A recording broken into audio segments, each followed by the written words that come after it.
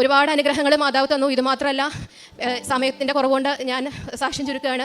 അമ്മ മാതാവിനും ഈശോയ്ക്കും 1000 നന്ദി പറഞ്ഞുകൊള്ളുന്നു. പിന്നെ ആത്മീയമായുള്ള ജീവിതം, ആത്മീയമായെന്ന് പറഞ്ഞാൽ ഞാൻ ഭൗതികമായിട്ട് അടുക്കണേക്കാട്ടും ആത്മീയമായിട്ടാണ് എനിക്ക് ഉടമ്പടി എനിക്ക് ഒരുപാട് വ്യത്യാസം തന്നത്. എനിക്ക് എങ്ങനെ പറഞ്ഞ് നന്ദി പറയണമെന്ന് അറിയില്ല. ഞാൻ ആദ്യം തന്നെ ഈശോയ്ക്ക് നന്ദി പറയേണ്ടത് സത്യദൈവമായ അവിടുത്തെ വിശ്വസിക്കാനുള്ള ഒരു നല്ല ഹൃദയം എനിക്ക് തന്നതിനാണ് ഞാൻ കർത്താവിനോട് നന്ദി പറയണത്. ഞാനൊരു ഹിന്ദു കുടുംബത്തിൽ ജനിച്ചിട്ട് പോലും കർത്താവിൻ്റെ തെരഞ്ഞെടുപ്പിനാണ് ഞാൻ അങ്ങയോട് നന്ദി പറയണത്. പിന്നെ എനിക്ക് വിശുദ്ധ ഉടമ്പടി തന്നതിന്, ഇതിന് രണ്ടിനുമാണ് എനിക്ക് എൻ്റെ ഈശോയുടെ അടുത്തും അമ്മ മാതാവിൻ്റെ അടുത്തും ആദ്യമായി തന്നെ എനിക്ക് നന്ദി പറയാനുള്ളത്. പിന്നെ ഇവിടുത്തെ പത്രമൊക്കെ ഞാൻ കൊണ്ടുപോകും. പത്രമൊക്കെ കൊണ്ടുപോയി റെയിൽവേ സ്റ്റേഷനിൽ, അതുപോലെ തന്നെ ഹോസ്പിറ്റലുകളിൽ, പുറത്ത് ഓരോ കടകളിൽ, വീടുകളിൽ എല്ലാം കയറി ഞാൻ കൊടുക്കും. റെയിൽവേ സ്റ്റേഷനിലൊക്കെ പോകുമ്പം യൂത്ത്, അതായത് ആൺകുട്ടികളും പെൺകുട്ടികളൊക്കെ ഇരിക്കുന്നുണ്ടാവും. അവരെ നമ്മൾ കാണുമ്പോൾ തന്നെ, ഈ പത്രം ഇത് കാണുമ്പോൾ തന്നെ അവർ മടിയായിട്ട് ഹെഡ്സെറ്റൊക്കെ എടുത്ത് ചെവിയിൽ വെക്കും. ഞാൻ പറയും, എക്സ്ക്യൂസ് മീ, ഞാൻ ഇങ്ങനെ പറഞ്ഞതാണ് കൃപാസനം എന്ന് നിങ്ങൾ കേട്ടിട്ടുണ്ടോ? ആലപ്പുഴ കലവൂരെന്നാണ് മാതാവ് നേരിട്ട് പ്രത്യക്ഷപ്പെട്ട സ്ഥലമാണ്. എനിക്ക് ഇങ്ങനെ എല്ലാ അനുഭവങ്ങൾ കിട്ടിയിട്ടുണ്ട്.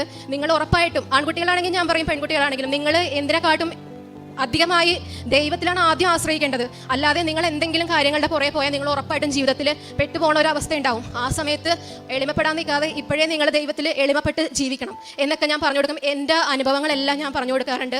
ചിലവർ ചോദിക്കാറുണ്ട് എന്തൊക്കെ കിട്ടി എന്നുള്ളത് നമ്മൾ ഉടമ്പടി എടുത്തിട്ട്. ഞാനപ്പോൾ പറയും, ഞാൻ ഒരു 19 വയസ്സ് മുതലേ ഈശോയിൽ വിശ്വസിച്ചുള്ള ജീവിതമാണ് എൻ്റെ. കൊച്ചിലെ മുതലേ ഞാനിങ്ങനെ പ്രാർത്ഥിക്കുന്ന ഒരാളാണ്. 19 വയസ്സിൽ എൻ്റെ അമ്മ മരിച്ചു. അതോടുകൂടെ എൻ്റെ അച്ഛനും അമ്മയെല്ലാം എൻ്റെ ഈശോയാണ്. അപ്പം ഞാൻ അതെല്ലാം പറയും അവരുടെ അടുത്ത്. പിന്നെ ഞാനിങ്ങനെ അവരുടെ അടുത്ത് സംസാരിക്കാൻ തുടങ്ങുമ്പോൾ തന്നെ ദൈവത്തെ പറ്റി പറയുമ്പോൾ പലവരും, ഒത്തിരി പേര് എൻ്റെ അടുത്ത് കരഞ്ഞ് സംസാരിച്ചിട്ടുണ്ട്. ഞാനപ്പോൾ ഓർക്കും, അമ്മയുടെ അടുത്ത് അപ്പം തന്നെ ഞാൻ പ്രാർത്ഥിക്കും, അമ്മേ ഇവരെ കൈവിടിയല്ലേ, അവരെ കൈപിടിച്ച് ഈശോയുടെ അടുത്ത് എത്തിക്കണേ എന്ന്. ഈശോയുടെ ഈ തിരുസന്നിധിയിൽ കൊണ്ട് നമ്മുടെ പ്രത്യക്ഷീകരണത്തിൻ്റെ സാക്ഷിയായി ഉയർത്തണേന്ന് ഞാൻ പ്രാർത്ഥിക്കും. എത്ര സങ്കടം ഉണ്ടായിട്ടായിരിക്കണം അവർ ആ പൊതു സ്ഥലത്ത് നിന്ന് എൻ്റെ അടുത്ത് കരഞ്ഞ് പറയണമെങ്കിൽ. അവർക്ക് വേണ്ടി ഞാൻ ഉപവാസം എടുത്ത്, ശനിയാഴ്ചയാണ് ഞാൻ ഉപവാസം എടുക്കണം, ഉപവാസം എടുത്ത് ഞാൻ പ്രാർത്ഥിക്കാറുണ്ട്. പിന്നെ കാരുണ്യ പ്രവർത്തനമായിട്ട് ഓൾഡ് ഏജ് ഹോമിൽ അമ്മമാരുടെ അടുത്ത് ഞാൻ പോകാറുണ്ട്. പിന്നെ ഇപ്പം എനിക്ക് ഫുഡ് ഉണ്ടാക്കി ഞാൻ ഹോസ്പിറ്റലിൽ പുറത്ത് ഫുഡ് ഇല്ലാതിരിക്കുന്ന ആളുകളുടെ ഇടയിൽ, പിന്നെ എൻ്റെ അടുത്ത് ആരെങ്കിലുമൊക്കെ ചോദിക്കുകയാണെങ്കിൽ ഫുഡിൻ്റെ ഇല്ലെന്ന് ഞാൻ തന്നെ ചോദിക്കുന്നതന്നെയല്ല, ഞാൻ പുറത്തേക്ക് ഇറങ്ങുമ്പോൾ എനിക്ക് ഒരു അവയർനെസ്